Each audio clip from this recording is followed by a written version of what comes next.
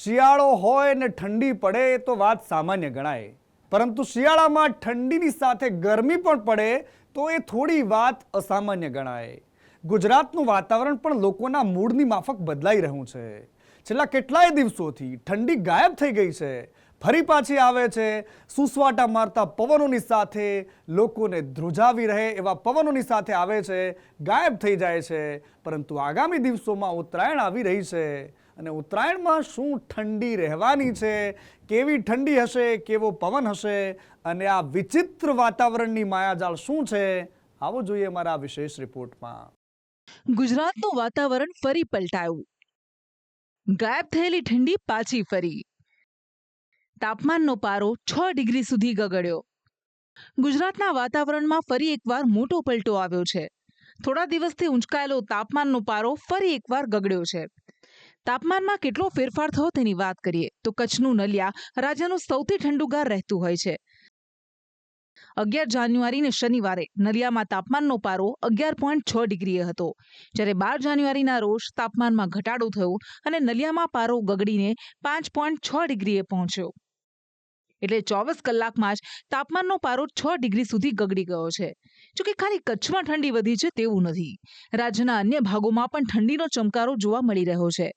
સૌરાષ્ટ્રના મોટાભાગના જિલ્લાઓમાં પણ પારો 5 થી 6 ડિગ્રી સુધી ગગડ્યો છે. સૌરાષ્ટ્રના એપી સેન્ટર ગણાતા રાજકોટમાં 11 જાન્યુઆરીના રોજ 16.4 ડિગ્રી તાપમાન હતું, જ્યારે 12 જાન્યુઆરીએ પારો ગગડીને 10.4 ડિગ્રીએ પહોંચ્યો હતો. તો આવી જ રીતે અમરેલીમાં તાપમાન 17 ડિગ્રીથી 11 ડિગ્રીએ પહોંચ્યું. પોરબંદરમાં પણ 6 ડિગ્રી પારો ઘટતા એક દિવસ પહેલા 17 ડિગ્રીએ રહેલો પારો 11 ડિગ્રી પર આવી ગયો. આ સાથે ગુજરાતના અન્ય 3 મોટા મહાનગર અમદાવાદ, વડોદરા અને સુરતના તાપમાનમાં અંદાજિત 3 ડિગ્રી જેવો ફેરફાર જોવા મળી રહ્યો છે. અમદાવાદમાં 15.1 ડિગ્રીએ રહેલો પારો 13.9 ડિગ્રી આવ્યો, જ્યારે વડોદરામાં 17.4 ડિગ્રીએ રહેલો પારો 14.8 ડિગ્રીએ પહોંચ્યો. તો સુરતમાં 18.8 ડિગ્રી રહેલો પારો 17.1 ડિગ્રીએ પહોંચ્યો. મહત્વનું છે કે એક દિવસ પહેલા જ 24 કલાક માટે હવામાન વિભાગે ઉત્તર ગુજરાત માટે હળવા માવઠાની શક્યતા વ્યક્ત કરી હતી.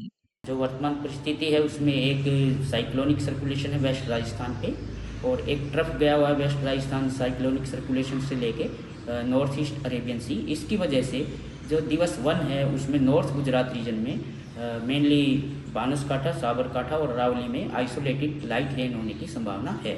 उसके अलावा अगले 7 दिनों तक और जगह पे और पूरे गुजरात स्टेट में वेदर ड्राई रहने की उम्मीद है. આમ હવે ફરી રાજ્યમાં ઠંડીની શરૂઆત થઈ છે. તાપમાનનો પારો એકાએક ગગડતા સામાન્ય જનજીવન પર પણ તેની અસર પડી છે. જોકે રાજ્યના વાતાવરણમાં આ પલટો આવ્યો છે વેસ્ટર્ન ડિસ્ટર્બન્સની અસરો પૂરી થતા. પશ્ચિમી રાજસ્થાન પરનું વેસ્ટર્ન ડિસ્ટર્બન્સ પૂરું થયું છે, તેમજ ઉત્તર ભારતમાં થયેલ હિમવર્ષા બાદના ઠંડાગાર પવનો ગુજરાત તરફ આવી રહ્યા છે, જેના કારણે રાજ્યના વાતાવરણમાં એકાએક પલટો આવી ગયો છે. નિષ્ણાતોનું અનુમાન છે કે આગામી 2-3 દિવસ સુધી હાડ થીજવતી ઠંડીનો માર રહેશે. જોકે ગુજરાતવાસીઓની ચિંતા ઠંડી નહીં પણ પવનની છે કે ઉત્તરાયણના દિવસે પવન કેવો રહેશે. હવામાન નિષ્ણાંત પરેશ ગોસ્વામી કહી રહ્યા છે કે ઉત્તરાયણમાં પવન સારો રહેવાનો છે. જે 14 જાન્યુઆરી છે, 14 જાન્યુઆરી 2025 અને એની અંદર જે મકર સંક્રાંતિનો પર્વ આવી રહ્યો છે, તો મકર સંક્રાંતિના દિવસે ઘણા વર્ષ પછી સૌ પ્રથમ વખત એવું બનવા જઈ રહ્યું છે કે પવનની સ્પીડ અને પવનની દિશા છે એ ગુજરાત માટે ખૂબ અનુકૂળ રહેશે. સામાન્ય રીતે જોવા જઈએ તો ગુજરાતભરની અંદર વાતાવરણ છે એ ચોખ્ખું રહેશે. આકાશની અંદર કોઈ મોટા વાદળછાયું વાતાવરણ થાય કે મોટો હવામાનમાં પલટો આવે તેવી સંભાવનાઓ નથી. 14 જાન્યુઆરીના રોજ મોટાભાગના વિસ્તારની અંદર આકાશ ખુલ્લું હશે, જેમાં ઉત્તર ગુજરાત હોય, મધ્ય ગુજરાત હોય, કચ્છ હોય, સૌરાષ્ટ્ર હોય કે દક્ષિણ ગુજરાત હોય, તમામ ભાગોની અંદર આકાશ છે એ ચોખ્ખું રહેશે. એ સાથે જે પવનની સ્પીડ છે, આમ જોવા જઈએ તો દર વર્ષ કરતાં આ વખતે પવનની સ્પીડ છે થોડીક વધારે જોવા મળશે. એમાં પણ સૌથી વધારે સ્પીડ છે એ સૌરાષ્ટ્રના ભાગો, જેની અંદર પોરબંદર, દ્વારકા હોય, જુનાગઢ, રાજકોટ હોય, ગીર સોમનાથ હોય, અમરેલી, ભાવનગર, સુરેન્દ્રનગર, આ તમામ વિસ્તારોની અંદર પવનની ઝડપ છે એ નોર્મલ કરતાં વધારે એટલે લગભગ 20 થી લઈને 22 કિલોમીટર પ્રતિ કલાકની ઝડપ પવન જોવા મળશે. આમ ઉત્તરાયણમાં પવન તો સારો રહેવાનો છે, પરંતુ પવનને કારણે ઠંડીનો ચમકારો પણ દેખાશે. તેમાં હાલ વાતાવરણમાં આવેલા પલટાથી ઠંડીનો માર વધુ દેખાશે, એટલે લોકો વહેલી સવારે અને સાંજે સ્વેટર પહેરીને પતંગ ચગાવતા દેખાય તો નવાય નહીં.